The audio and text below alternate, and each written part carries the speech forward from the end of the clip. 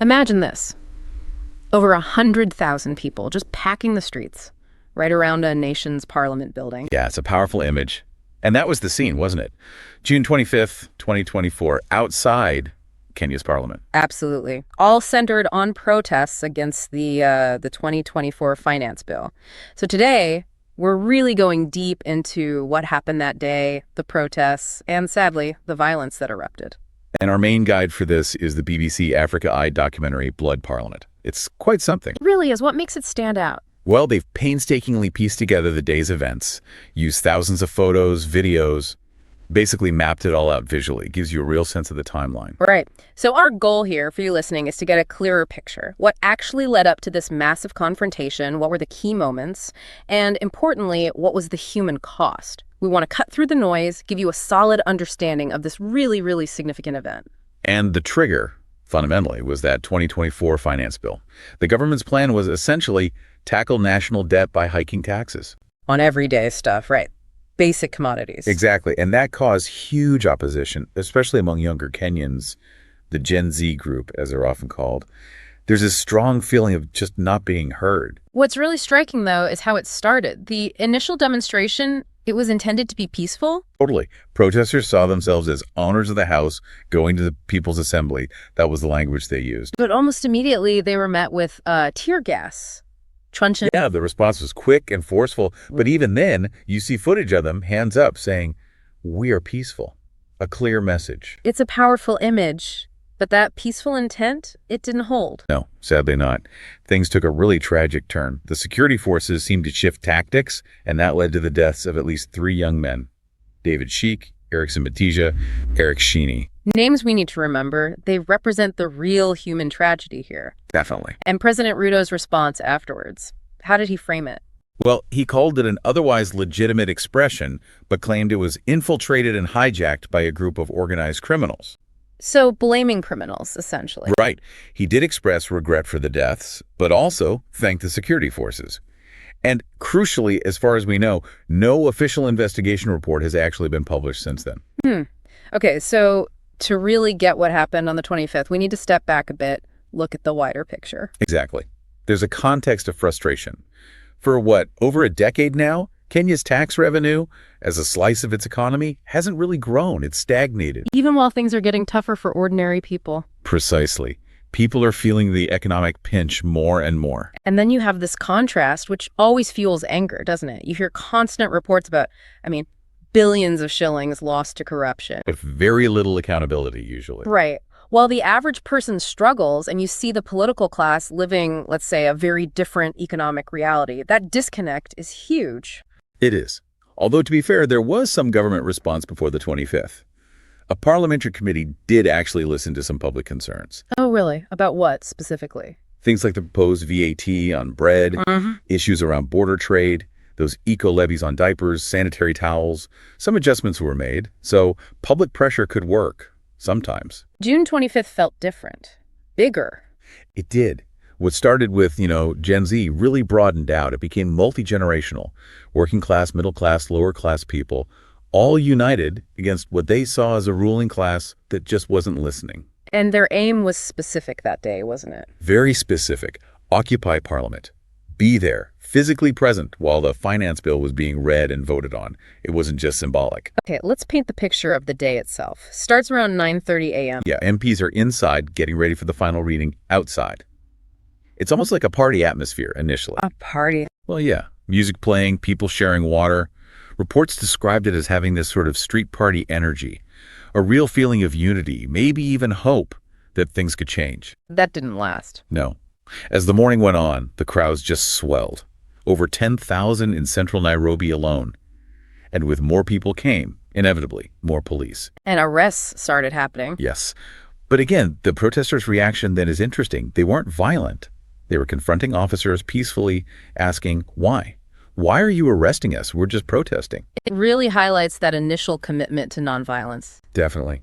Then, around midday, things shifted again. Huge numbers, apparently over 100,000 protesters, converged from different parts of the city. Wow, 100,000. Yeah, converging on Parliament. And the mood was described as, unified, fearless, chants like, "This is Kenya, we are one." So massive pressure building outside, but inside Parliament. Inside, the vote went ahead. The finance bill passed.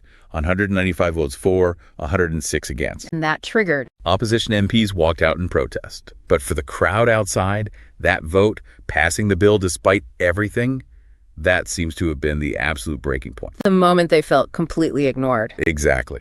And that's when they breached the Parliament grounds.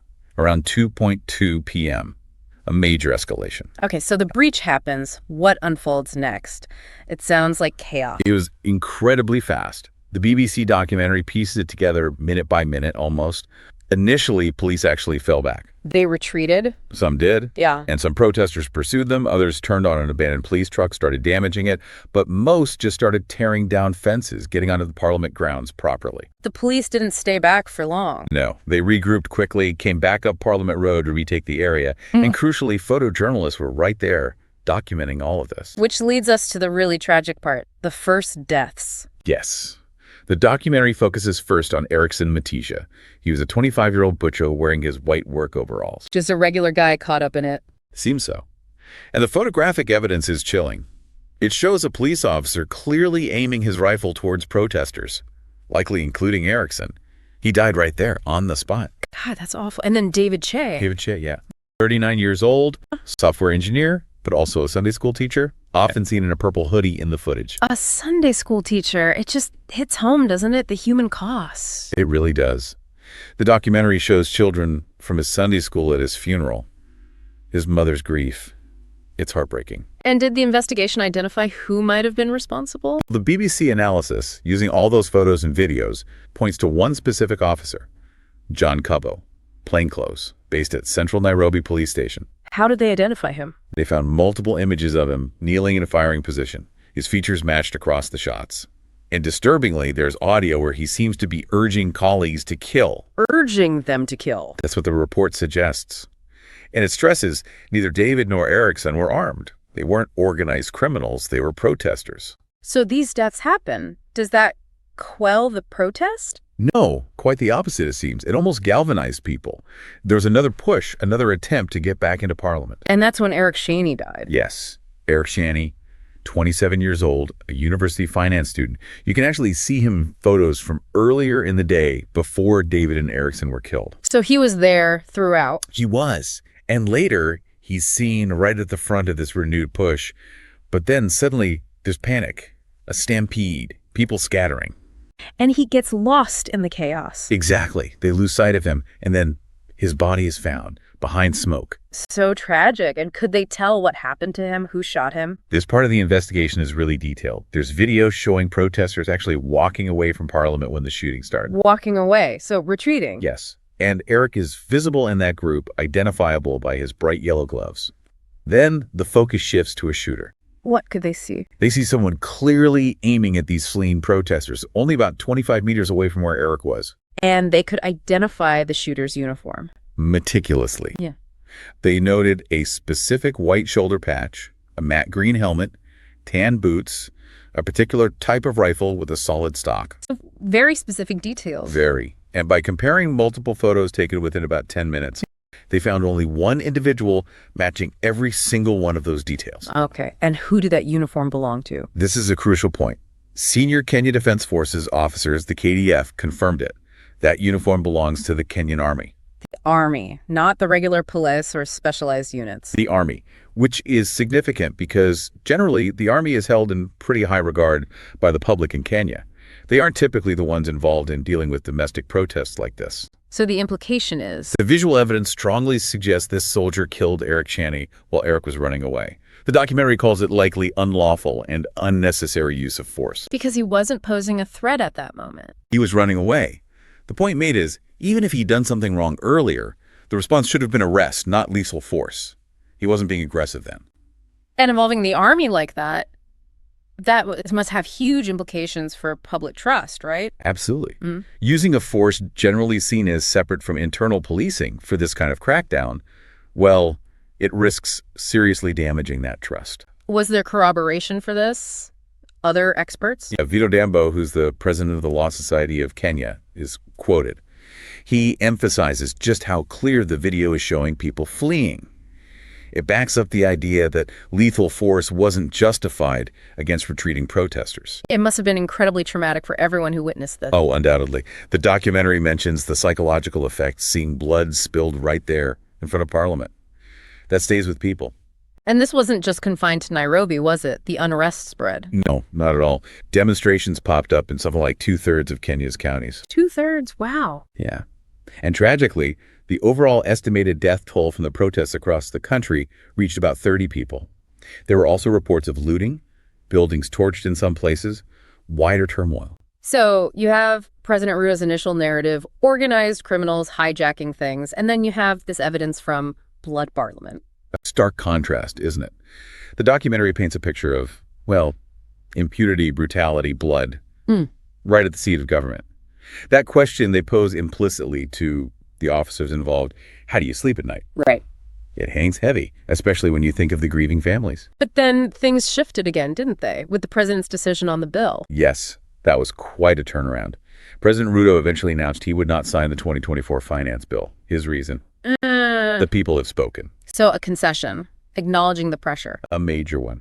It really shows, I think, how in today's world with instant information, citizen cameras everywhere, it's much harder for governments to stick to a narrative when there's so much visual evidence contradicting it. And the role of the Gen Z protesters in all this? Hugely significant.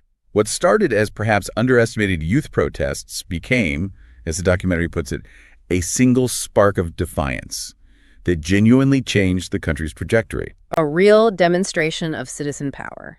And a powerful reminder, maybe, for leaders everywhere about listening to the heartbeat of the nation, as they say. But even though the bill was withdrawn, the story doesn't end there, does it? No. The calls for accountability, for justice for those killed and injured, they continue. Those questions about the use of force, about who is responsible, they remain very much alive. So, wrapping this up, this deep dive into the BBC's Blood Parliament documentary really throws into sharp relief the gap between those initial official statements and the visual evidence of what happened on June 25th. Definitely.